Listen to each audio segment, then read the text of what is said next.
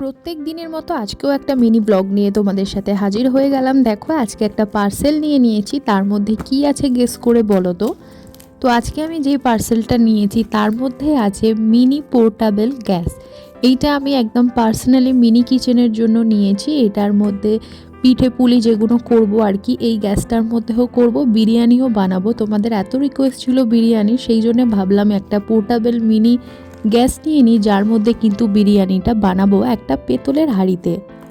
আর এই পোর্টেবল গ্যাসটা শুধু মিনি কিচেনের জন্য না, কিন্তু তোমরা যদি কোনো জায়গায় একা ট্রাভেল করতে ভালোবাসো সেখানেও কিন্তু এটা ক্যারি করতে পারো। আমি তো যখন পাহাড়ে বেড়াতে যাব তখন এটা সঙ্গে ক্যারি করবো আর তোমাদের সাথে ভিডিও শেয়ার করব।